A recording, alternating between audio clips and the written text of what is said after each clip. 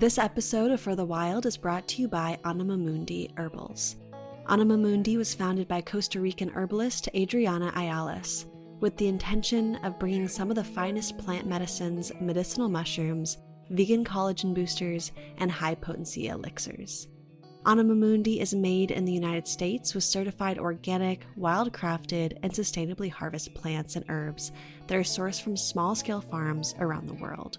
Their products contain zero fillers, binders, or flow agents.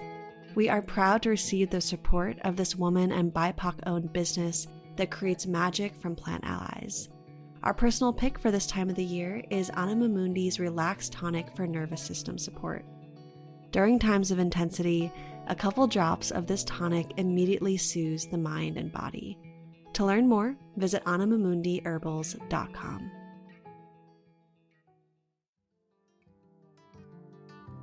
To listen to the extended version of this episode, support us on patreon.com/forthewild. Hello and welcome to For the Wild podcast. I'm Ayana Young. Today I'm speaking with Rosemary Gladstar. You know, even just that word, how do we trust where we're at in the world right now? And I think about plants who have no choice really oftentimes in where they land. And yet, wherever they land, they're going to thrive and grow the very best that they can. Rosemary Gladstar has been practicing, living, learning, teaching, and writing about herbs for over 50 years. Considered a star figure in the modern herbal movement and often referred to as the godmother of American herbalism, Rosemary is the author of 12 books, including Medicinal Herbs, A Beginner's Guide, Herbal Healing for Women, Rosemary Gladstar's Herbal Recipes for Vibrant Well-Being, and Herbal Healing for Men. She is the co-founder and former director of both the International Herb Symposium and the New England Women's Herbal Conference, the founding president of United Plant Savers, and the co-founder and original formulator of Traditional Medicinal Tea Company. She is also the author and inspiration behind the popular home study course, The Science and Art of Herbalism, that has inspired and taught many thousands of students over the past 4 decades. She recently moved from her home at Sage Mountain, an herbal retreat center and botanical sanctuary where she lived for 30 years, to a smaller haven where she plans to write more, tend to her new gardens, and spend more time with the plants. Oh my goodness, Rosemary. I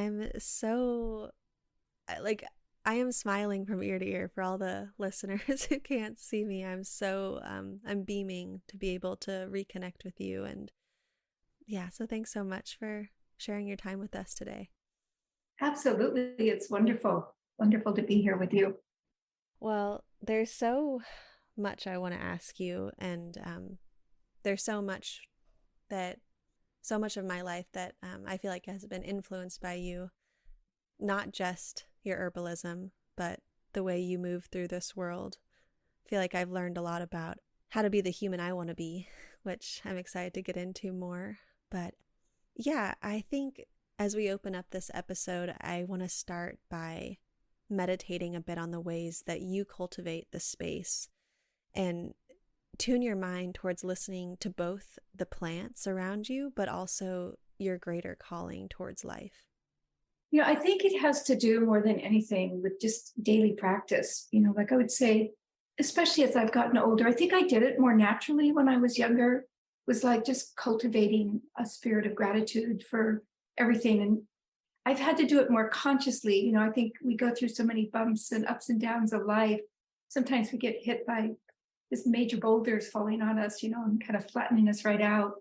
So it's been more of a practice, but I have to say that and a conscious intention to do it, but it's that intention, you know, it's like creating life as a ceremony as often as we can with through the moments throughout the day that I think helps me in my relationship with plants and with my work and really just with being a human being today. And, you know, I do it in ways that make me happy, you know, so it's not necessarily that I myself can sit down and meditate for a long time and kind of still my mind. It doesn't really work that way for me, but it's doing the things like waking up and remembering to give thanks that I'm alive. I have another day to be a human being on this planet and to do the best I can as that. I always try to give gratitude to nature, like even in Vermont, like where it's very cold in the winter here, I just in the morning when I first get up, sometimes before I'm even fully dressed, I just like to open the door and step out on the porch and just greet the day. Like if it's a sunny day or a rainy day or a snowy day, just to give thanks, to recognize the beauty of what's there. And then I try to, again, just do that throughout the day. Like if I step into the shower to wash, and scrub and get ready for the day, it's really more than just cleansing. I like to pause for a minute and think about that water, and that fact that water that's coming out of that shower sprout now is, been evolving on this planet for thousands of years. It's been traveling around the world, and it's been in a cloud and in the rain and in the ocean. And now it's traveled down that spout and it's, touching me. Like just to take that moment, it's like a minute to just give thanks for the water and the journey it's made at that moment to be with me. And I just kind of try to do that through the day. Like I go to my teacup, right? And so there's the thing of boiling your water and, making your tea. But then there's such a deeper way of doing that. And I know you do the very same thing, but I just feel it's like if we can create ceremony through these simple things that we do throughout our day, it begins to bring them into focus, and it brings so much more sparkle and so much more intention to our days, to the everyday things that we do. Of course, we all create ceremony around, or many of us do around the big ceremonies, the big holidays, but to do that daily and then to do it to where it becomes a habit. So I just wanted to emphasize this. As I said, like I feel like I've been doing this practice for years, but to really do it when you're down and out, or when you're looking at the world and it seems so troubled, how are we going to find our way through the trouble? That's when we really need to hunker down on these rituals and ceremonies that we do that reaffirm the power and the strength of the day and just what we're doing.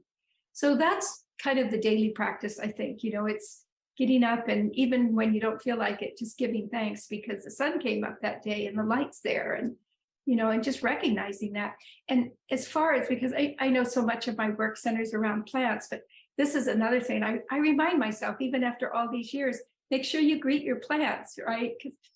Because they love human interaction. That's why so many plants thrive around us, why they choose to grow around us. They really love being in relationship with other life forms, us being one of those. So, like this morning when I was drinking my tea, and I had this beautiful amaryllis that I've been nurturing for several years. So it's gotten to be quite a big bulb, and it's in full bloom right now. It's sitting on my kitchen table, and I looked up at it and it's like shining at me, right? So I just started singing that beautiful child song, how can anyone ever tell you you're anything less than beautiful?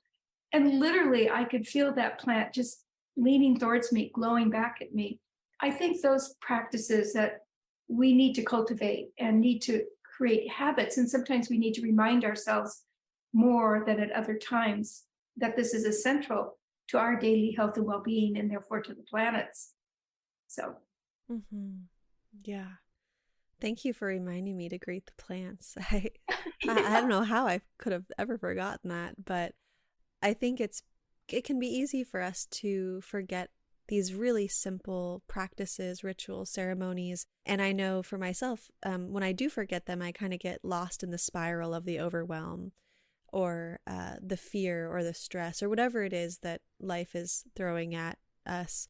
And I think it's so beautiful to focus on things that we know we'll find throughout our day. Like, the sun will rise whether we see them or not. And having those moments of gratitude, I think it helps every part of us. It's like self-care, it's mental hygiene. I think we're better in our relationships with others. We're better to the earth around us, to our community. So I just see that as being, it like opens the door to a whole nother way of being in the world. And I really appreciate that. And I guess I'm thinking too, how this can help with our fears. And I really love this quote from an article you did with the Science and Art of Herbalism, 7 Ways to Lighten Your Spirit. And you write, quote, "Don't buy into the fear. Fear is one of the greatest control mechanisms there is. Yes, be aware and stay informed, but also listen to your wise guiding voices within. your ancestral wisdom.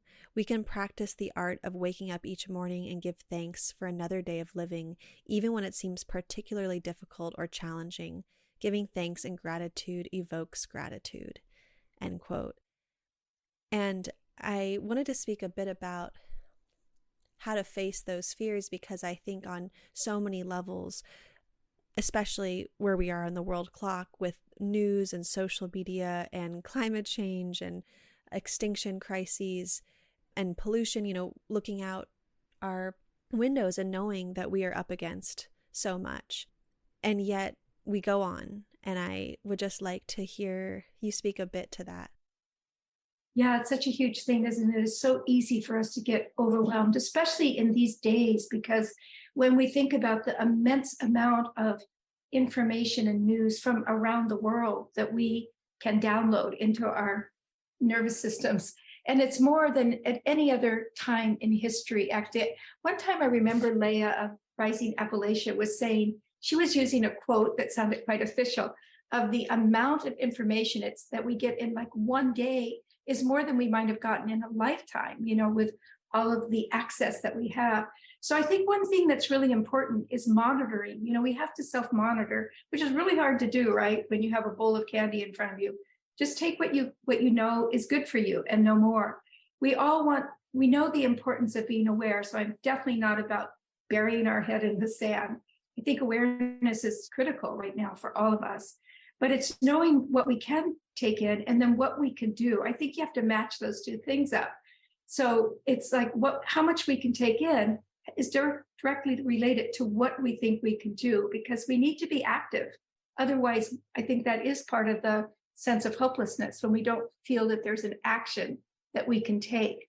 So that's one thing that I really monitored myself. Being an extremely sensitive person, I can be saddened by hearing about somebody I know nothing about. We all can, that's in some, like when I'm reading about the flooding going on in California. I know California needs water. I'm grateful for the earth, but I know that so many people are suffering, and my family lives there. So it even makes it more personal. And so what is it that I can do to be helpful, and so that's the thing where I think it's really important is, looking at what we can do and remembering that if everybody is doing the one thing that they can do, or the two things they can do, or the three, that in itself will begin to fix the planet. Yeah. And then, the other thing I wanted to mention too, is that I probably draw my greatest faith from the earth herself, right? From looking at how many enormous disruptions have happened on this planet. Now, I will be the first to admit that knowing that you are the disruption in this lifetime makes it particularly hard. But, when you think about the ice ages, and you think about the volcanic eruptions, and you think about the great tectonic clashings of the, plates of the earth, and yet the earth has continued to persevere. It just is so much more powerful and so much more in control than we give her credit for. And all we have to do is think about, travel back in time, leave your body, leave your human form and just travel back in time with the earth. When the weather's right, just lay on her and just do that journey with her. And you recognize the immense amount of power that she has. So, again, when we humans can see our destructive action having such an impact, not only on other humans, but on other life forms, it makes it particularly tragic for us. But again, I think the solution is within us. We can make a difference. We just have to get really busy and really active doing what it is that we can do. So that's, at least for myself, that's how I, steer myself away from that absolute feeling of despair and overwhelm. Because believe me, I walk up to that edge. I see it like everybody else does, especially if I've been reading just one bad thing after another. And then again, not feeling like there's something active I can do for it. Sometimes if, just for practicality, sometimes being active means I'm able to send some money to help. Sometimes it means I can actually send things to help a family that I know is impacted. Sometimes it's just joining forces with a lot of other people to make a bigger difference. Sometimes it's just doing my work, attending my garden. So those active roles, or sometimes I might say, sometimes it's just tending to our own habits to make sure that our habits aren't contributing to the demise, right? So sometimes it can, I don't want to make it seem totally impractical when I say match the, have an action that you can do, because sometimes it's as simple as going, I need to wash my recycling out better, or not buy things that come in plastic. Sometimes it's right at home. And other times it's reaching out to a larger community.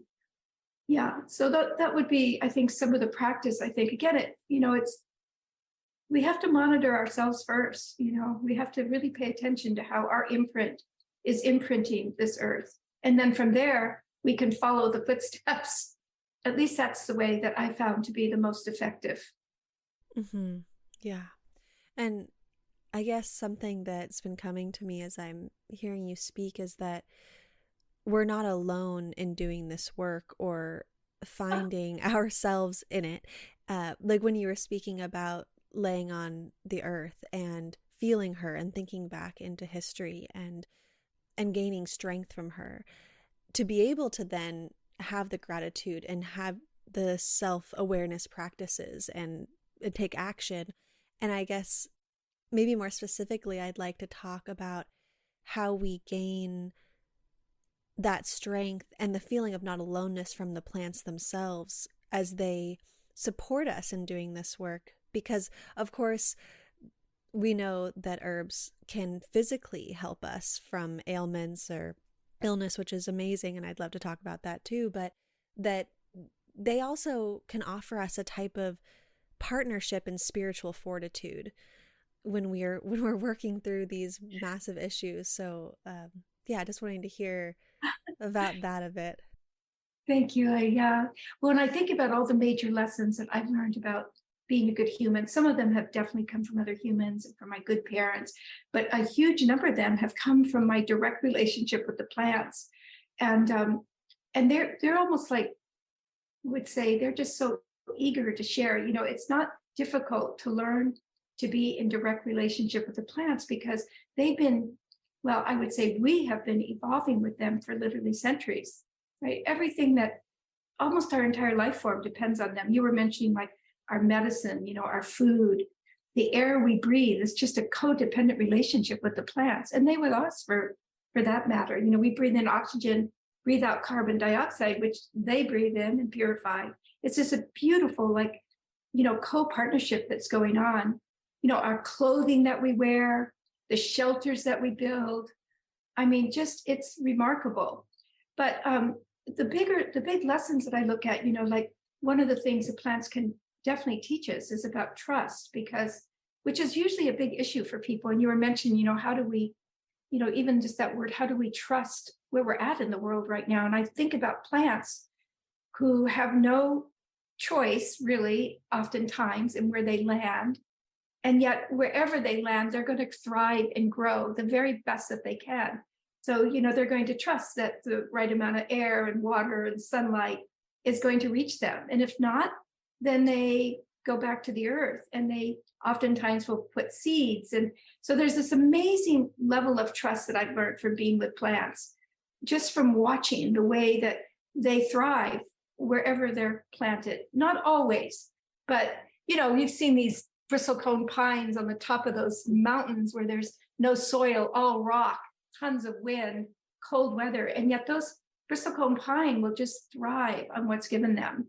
So I think, learning trust, diversity is another thing, like you look at a garden or a wilderness garden, and there is so much diversity in there and so much acceptance of that diversity. And I know I'm looking at this with human eyes, of course, but those are the only eyes I have to look at it with.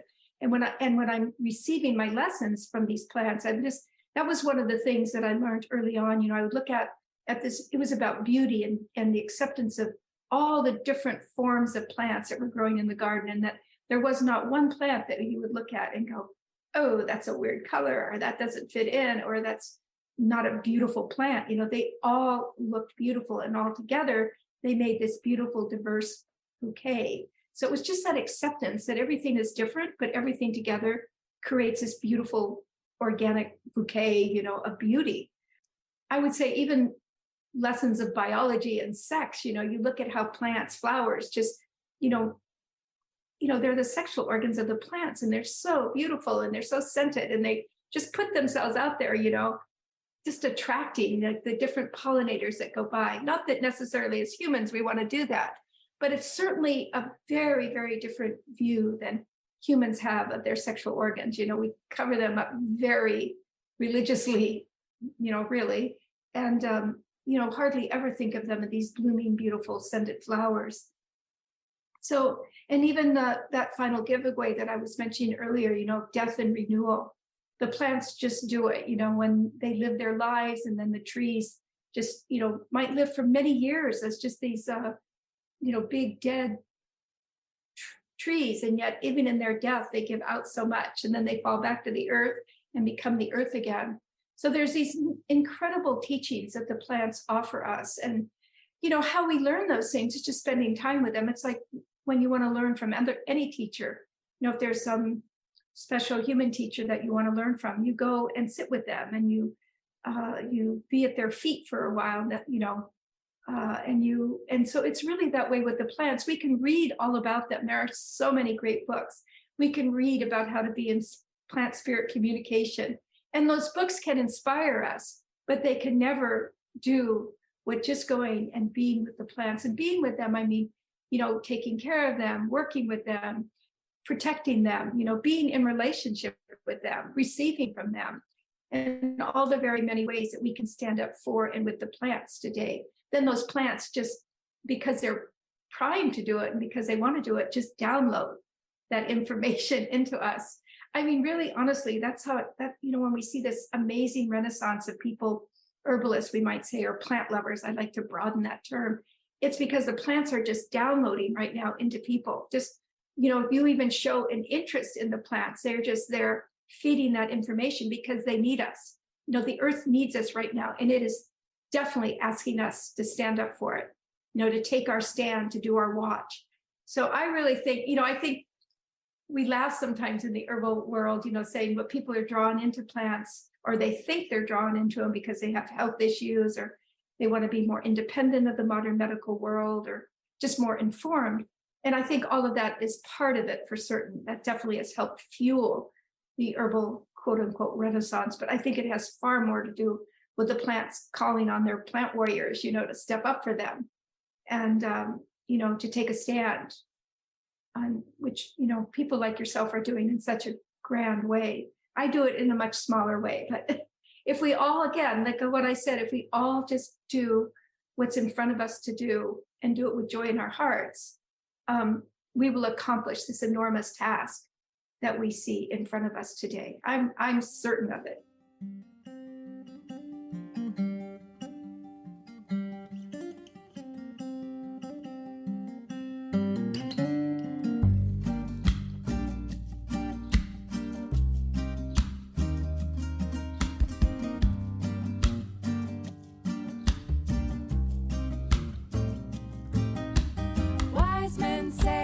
Rushing is violence, and so is your silence when it's rooted in compliance. To stand firm in loving defiance, make Archer alliance, give voice to the fire.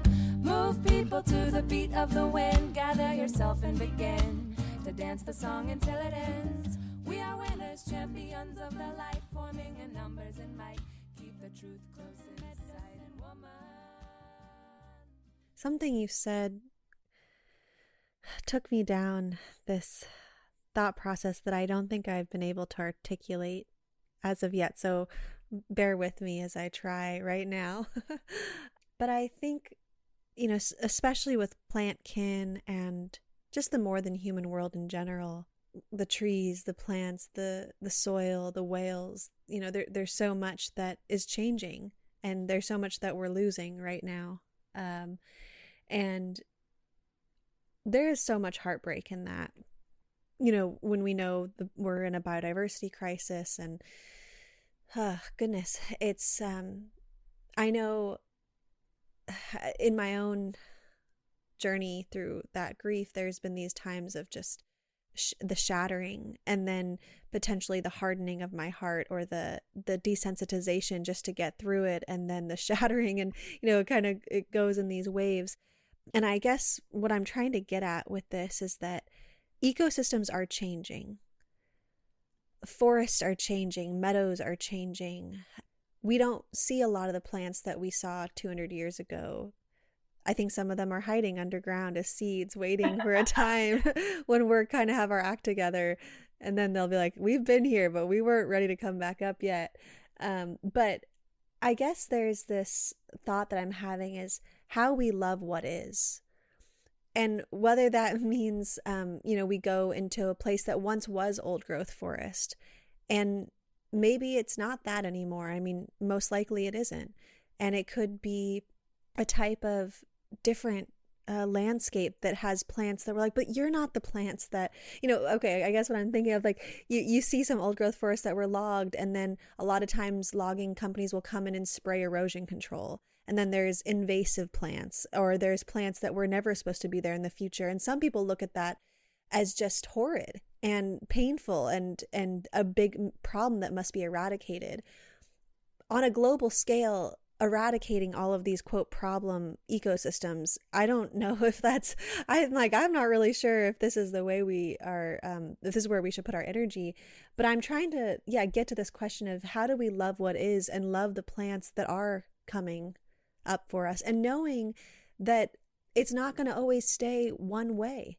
Like whatever plants are coming up now may just be the ones that are pioneering the soil or getting it ready for its next iteration. And so absolutely, it's totally like the combination of grieving what we're losing, but also falling in love with what is around us. That's the human dilemma, the sorrow of what was, and then the newness. Really, it is a hard thing to embrace. But it's interesting, I really learned that lesson in a really big way when I moved to New England. I moved here about a little over 34 years ago. I grew up in Northern California. And, as I began to understand this landscape, I realized that I was living on a landscape that just 10,000 years ago, it's like a drop in time. There was a 2-foot, and then some areas, 2 mile, and in some areas, 5-mile high glacier that sat on this landscape. And in those, what was it, several thousand years, maybe a couple, I don't remember the exact length of time, it changed the entire landscape here. So these used to be the largest mountains in the whole North American continent. And then entirely different species of plants would have grown here, right, before that ice age. And yet we look at what's here, and it's just stunningly beautiful, right? The forests and, the hardwood forests, those were not here before that glacier. And it's the same when I lived out in California. So here was shaped by ice. California, in the time span that we know as human beings, was shaped by fire. It was all volcanic eruption, all of those mountains. Every once in a while, one goes off, right?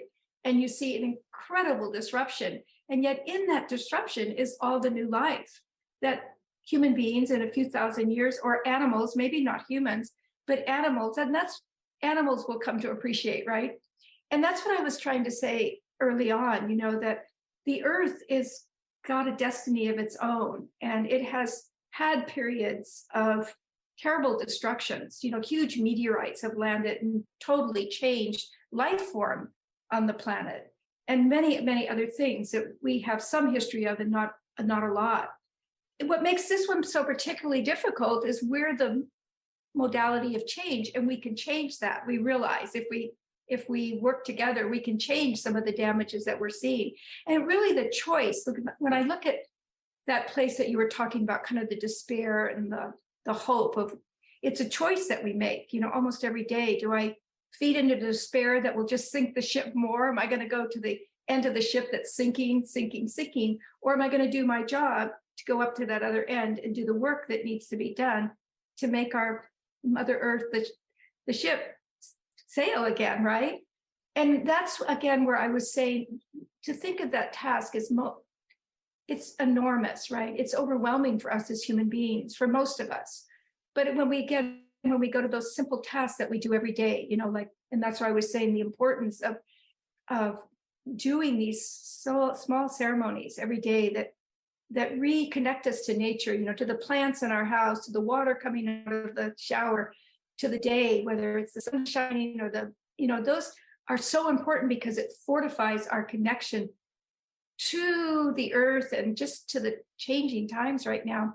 And one thing that, I think about, and I know that I've heard other people mentioning this in more recent years, the earth herself has her own destiny. She, just like we're in relationship to our clans and our tribes, and plants have plant families that we've actually made for them. A lot of the times, the earth is in relationship to a solar system. That's a concept that's far greater than most of us, myself included, can comprehend. So, I sometimes I think about this sometimes, like, so the earth may be shaking a little bit in her orbit. She is shifting some, we know that for sure. And we as human beings, as, cells on this earth, may be trembling with her. And instead of being good cells and doing our part in stabilizing, we're acting out. We're adding to the trauma, I think, where we have, I think, a bigger responsibility is to add to the stability. And I want to say, I really feel that's possible, maybe not for all humanity to do, but for a large part of us to do. We can do it and are doing it.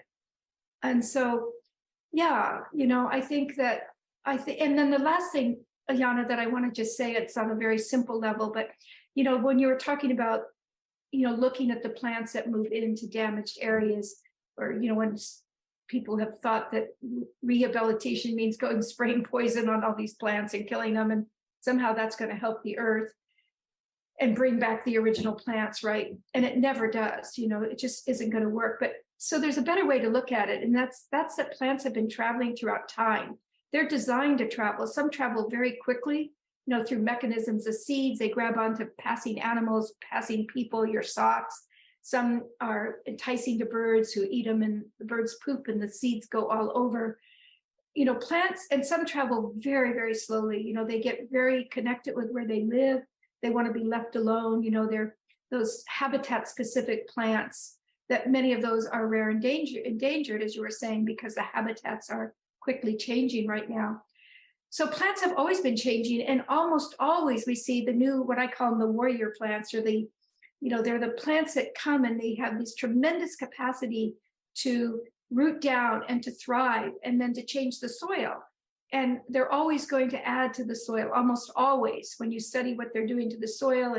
And then they actually are the succession plants, and other plants come in. So we're looking at that plants have the ability, it's one of the great lesson that they teach us is death, rejuvenation, and regeneration, right? They just do it effortlessly. I'm sure that they go through their own processes with it, so I shouldn't say they do it effortlessly, but they do it continuously. And every cycle that they're doing, they're giving back to the earth, through their bodies, really, through their process of living and dying and creating more soil. That's one of the things I'm so sad about in our human, death rights. We put ourselves in cement boxes. Thankfully, that's beginning to change, but even in the final giveaway, we block ourselves from the Mother Earth. It's like, really? We're going to turn into skeletons and dust in this little cement box? What could be more lonely, right?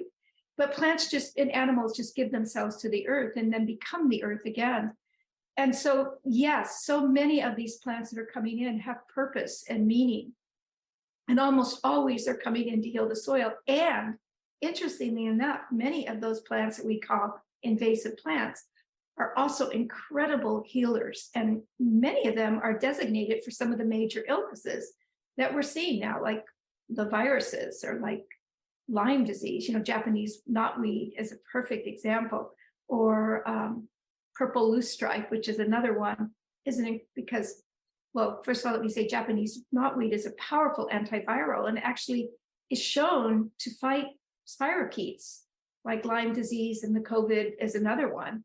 And then purple loosestrife is specific for deep respiratory ailments, again, flus and viruses, et cetera. So, those are just two examples. But I also empathize with our beautiful Native Plant Society people who are advocates for plants, and they're definitely plant lovers, who are struggling to keep some of these invasives in check, because they also tend to outgrow their limits and take over, right? So that's the downside of it. So, we do need to manage some of them, or I wouldn't even say manage. We need to be conscious and aware that these plants have the ability to do that. But on the other hand, to see them as villains right now is completely off track. It'd be like thinking of redwood trees as villains when they first started growing up in the Pacific Northwest, after a whole nother species had died away, right? They definitely have their part. And I think one other thing, I know I'm babbling, I'm so sorry for it, but these ideas are just popping, we all love an old growth, whether it be an old growth forest or an old, well-established garden. They're like the holy temples on this planet, these old growth forests. There's nothing like them. But it also is important to recognize in the old growth, there's very little diversity. It's like you have a certain species that lives there, and not a lot of other things can come in to that.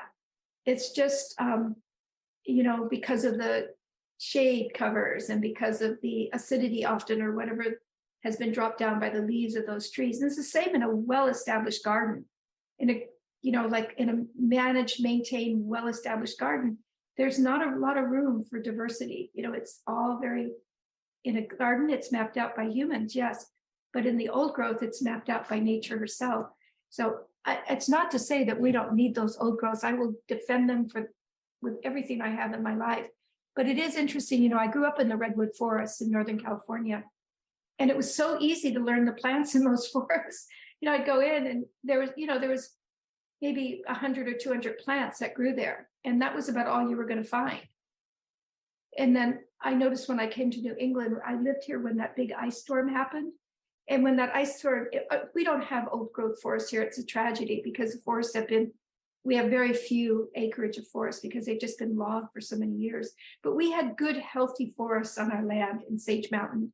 They had not been logged for, 60, 70, 80 years, and they were full canopy. When that ice storm happened, which was devastating, it was in the 1980s or 1990. It affected the entire eastern seaboard. It opened up big areas in the forest. And as I said, it was devastating to me, but it was also incredibly interesting to me to see the diversity that grew up by nature in the areas that were left open by the canopy. And even thinking about what I've learned from the indigenous folks of California, they would burn areas near old growth so that new plants could come in. And that was part of I like that you didn't use, or you reframe the word management, but the way we collaborate, thank you, yeah, with these lands to allow new species and young buds and tender greens to grow up in the places that wouldn't have otherwise. And yeah, I really, this conversation is relieving in the sense that there's something about trust and something about surrender to the processes of the earth. And I don't understand them. Like when you were speaking about the solar system, I'm like, oh my gosh, I forgot about, not that I forgot, but like, I'm like, oh yeah, like this is just so huge. And I will never be able to understand, nor do I even want to try to understand. I want to be in relationship, which is in a sense to me being present and showing up every day and being in these small rituals and ceremonies and loving and being grateful and finding the beauty and working through the challenges with others, but not about trying to figure it all out, quote unquote, because I don't even think that's a worthy endeavor. And I think it takes us away from being able to be in reciprocity and gratitude in a lot of ways. And I guess something I was thinking about too, as we're seeing so many ecosystems change because of habitat destruction, and that could look a lot of ways. We have logging and there's industrial farming. And I'm thinking about how that relates to the plants we choose to take into our bodies as medicine, because I love thinking about that plants will show up around us that we need. Like dandelion. I just love that, we need a detox, and here they are just coming up through the concrete almost everywhere around us. And we may look at that like, oh, that's just a weed. I need to go to the health food store and buy this really, powerful plant from this totally other place or grown somewhere halfway around the world. But we dismiss so many plants that are just trying to say hello to us and say, but hey, look at me. And I'm right here and I'm not costing you anything. Even though I do love supporting herbal companies too. I don't mean to say that we should never buy things, because I think that's all, it can also be wise at times and supportive of our communities, but just how we reframe the way we see plants as medicine in that sense, the ones that do decide to grow near us, and how we value them versus how we value things that are packaged and told to us as they're a superfood or a super plant, but somehow these other ones are weeds. um, and I think that really ties into cultivation. I think it ties into wildcrafting. I think we can reframe or learn what is a healthy relationship to harvesting plants for our own health, where we are not disturbing the land anymore. So yeah, for those of us who are wanting to turn to plants as our medicines, and we want to do it in a good way and in a way that really supports the longevity of these plants, wanting to hear your thoughts on that. Yeah, thank you, sweetie. Yeah, well, I think one of the most amazing things is that almost all those weedy plants that we find growing vigorously around human habitation are some of our most medicinal plants. Like really, literally, when you study their chemical constituents and their actions on the body. I mean, I think that, again, we're looking at that very co-creative partnership between plants and people. So people move into an area, they disturb the soil, and then you get this group of plants that have pretty much traveled. Here I'm talking about temperate regions, but if you were in South America or tropical regions, it would be a similar group of plants in those areas, a similar group of plants native to those areas that would move close to human beings. And really, literally, when you study those plants, those are most of our major medicines. So when you look at dandelion, nettle, plantain, chickweed, mullein, cleavers, these are major medicinal plants. And the reason, again, I think that they grow, it's like co-creative. They like the disturbance that we create. They thrive in disturbance. And they also provide incredible medicine for us. And so that is one thing, yarrow is another one. Oh my God, and I keep thinking of all my favorite plants, right? They are the common weedy species that travel.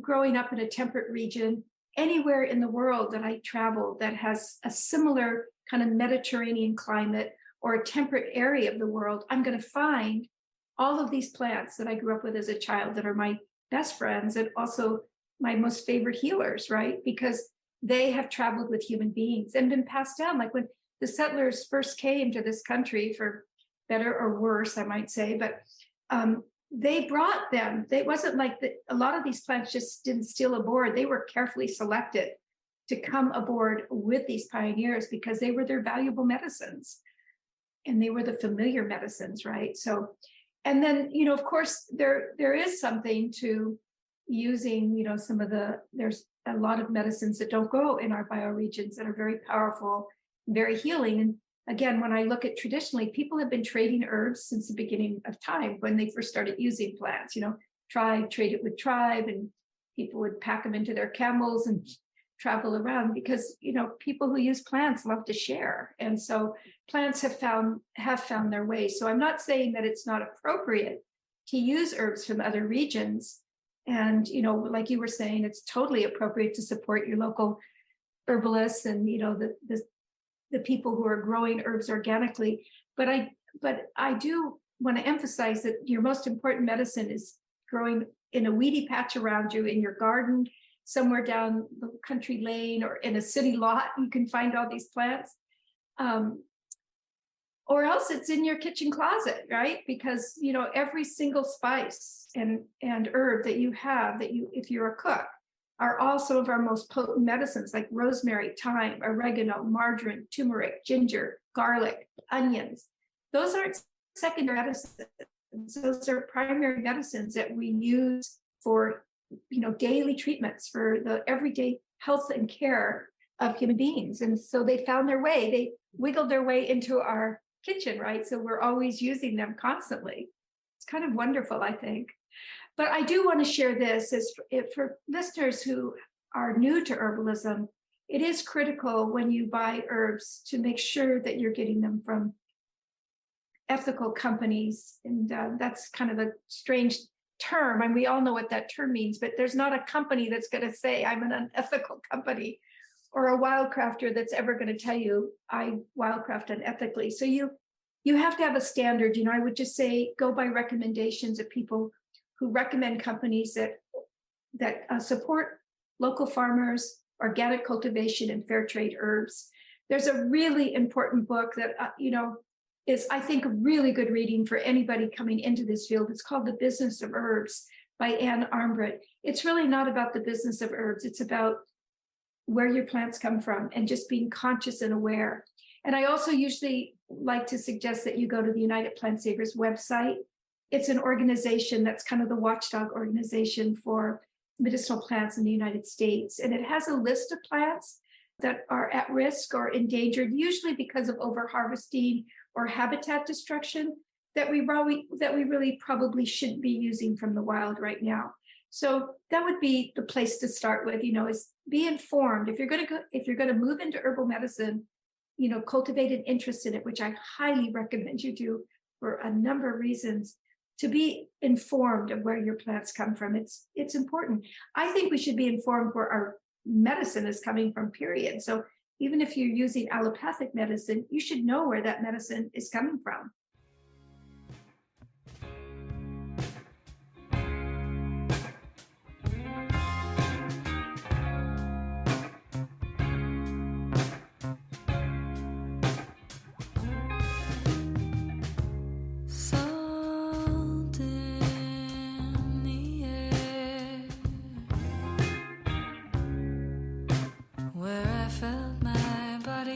Disappear into light, sound, color.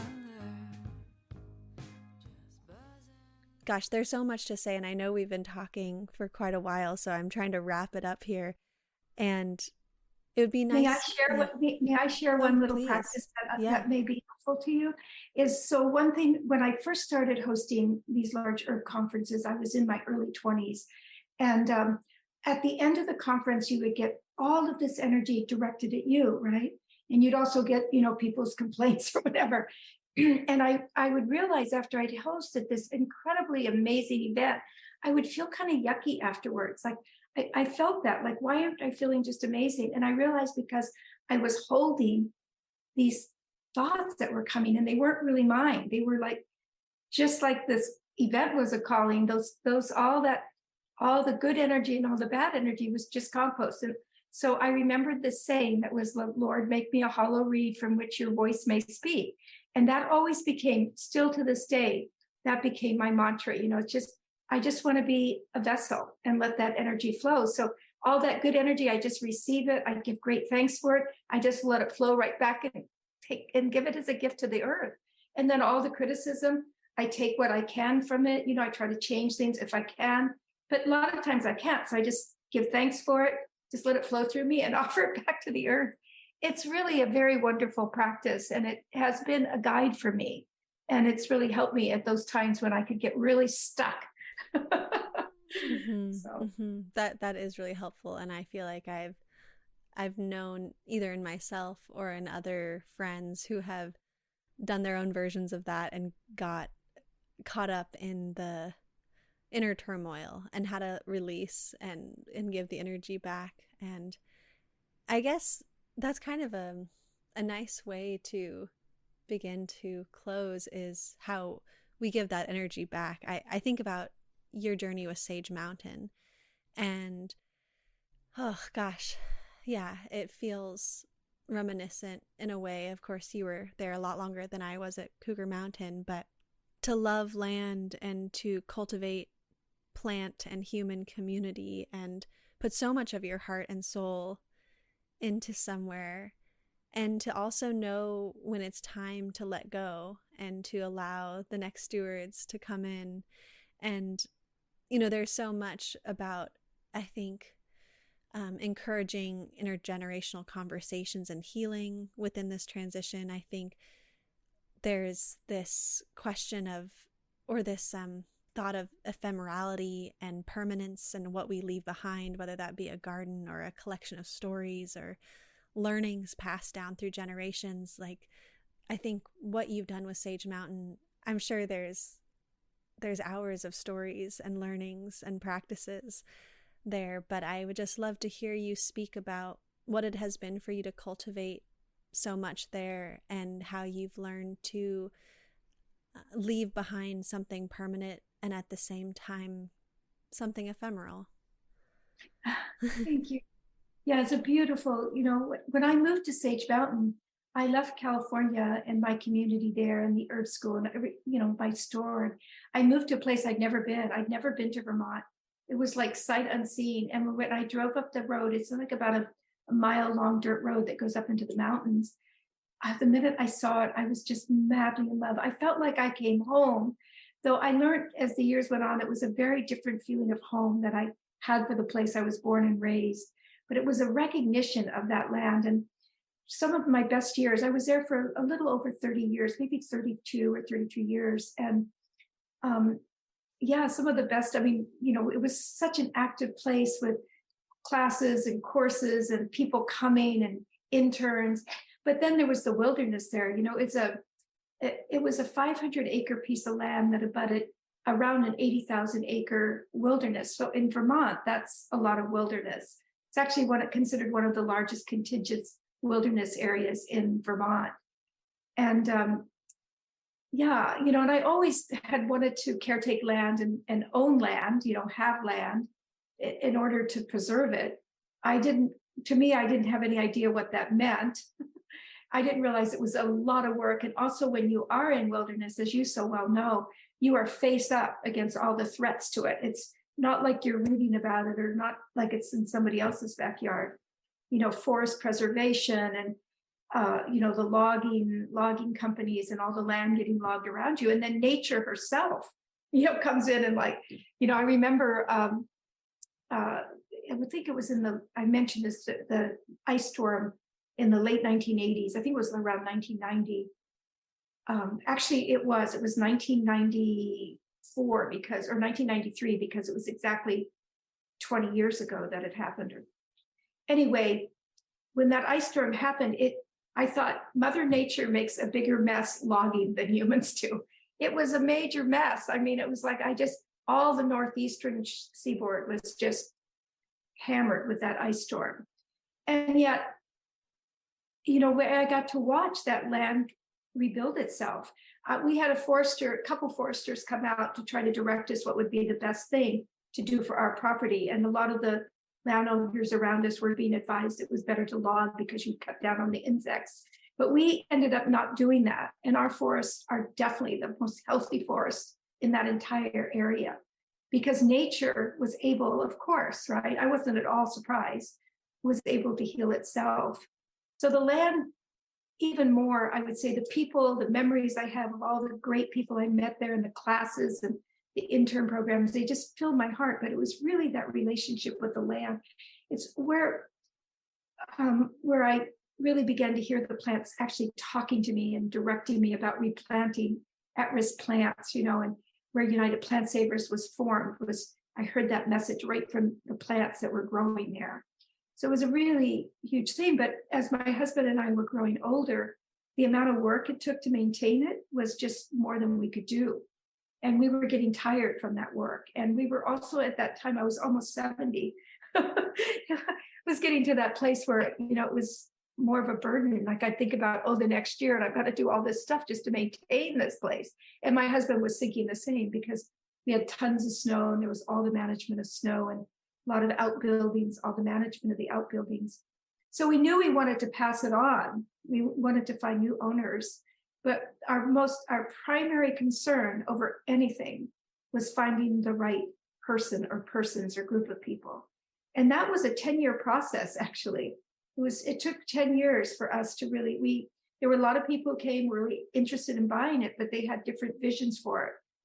And for me, it wasn't really that the classes or anything be maintained, that the wilderness, that whoever came here next would maintain that wilderness. And my dear friend, Emily, I have to say, Emily Rupp was an incredible herbalist, a brave spirit, because she's from Florida. That's her home where she grew up. She actually moved up from Florida and took over. She and her partner, who's a wonderful native man, trained in very traditional ways and an enormous advocate for wild animals. He's done a lot of work with wolf restoration. So they were the perfect dynamo couple, right? And they have done, my husband and I knew it was time in order for the land to be cared for us to step aside. And they have done a remarkable job.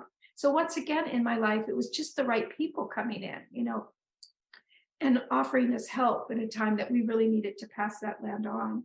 So I've been so overwhelmingly grateful for all that they've done, both not only with keeping the forest intact, but advocating for more protections of forests in the area, and then also for all the work Rod has done with wild animal protection. So yeah, it's exciting. It's so wonderful. And it's close. It's about a 3-hour drive, round trip for me. So I get to go down and see the wonderful work they're doing and know that it's been carried on. For me, it's not so much my legacy there. I think Emily wants to honor that as well. It's really the legacy of the land and the forest that for me, I really, and this is something I think that's important. It goes back to knowing the impact that we do. So of course, I can't ensure that forest is kept forever into eternity. All I can do is my part, right? My small part. And that's to ensure it's passed down to somebody who will steward it in a way that I feel is a good way for the land. And so, but I feel very grateful that I was able to do that. So if I look, 200 years down the road, I have no idea what will happen there. But I know in my lifetime that forest will be protected. And so I do get satisfaction out of that. That's, I think, the best that we can do right now. Is what we can do. So, yeah, it was hard to leave. I live in a beautiful place. My husband built a beautiful home for us on Lake Champlain, but that was my home for so many years. So there was that detachment from the land. I felt like for a long time that land was my strongest partnership, right? I was like married to that land. And so my husband is very happy now that I've turned my attention to him. I'm caretaking him like I used to caretake that land. He's very grateful for it. He waited a long time. So I can understand that more than you know. Yeah. Yeah. And gosh, Rosemary, I could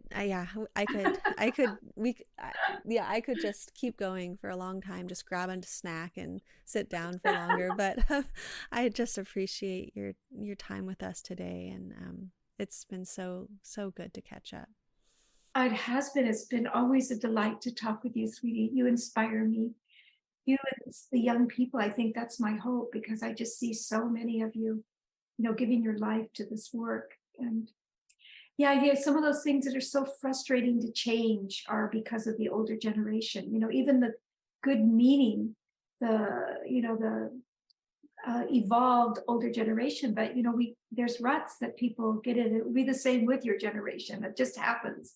And changing those, I'm thinking about that consumer society thing. We grew up with thinking there was abundance, like that was from the time we were born, and so to have to try to change that, we're changing it, but when you have a generation that's growing up that realizes totally there's not a lot of water, there's not a lot of trees, there's not a lot of resource, it's the focus becomes very different. And the frustration oftentimes with the younger people is, why don't the older people change quicker, right? But you'll understand, even when we're trying to change,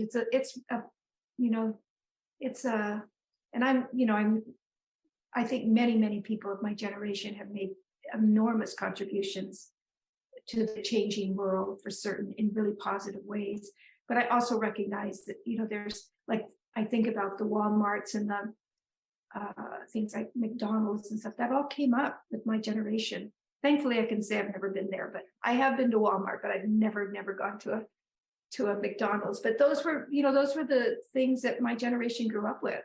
And so some of them, that was their food, right? That was what they went out and had dinner with all the time. And so changing that mentality is really hard. It's, it frustrates me too, but it's happening, I think people are slowly getting the message, a large number. You don't need the whole world to change. That's the thing you have to realize. Like when we talk about the world changing, you just need a certain number, that 100th monkey theory. I think that was just such an amazing ray of hope. You need a certain percentage to find things starting to tilt back to where it feels in better balance for all of us. So keep doing the work. And I'll stand beside you.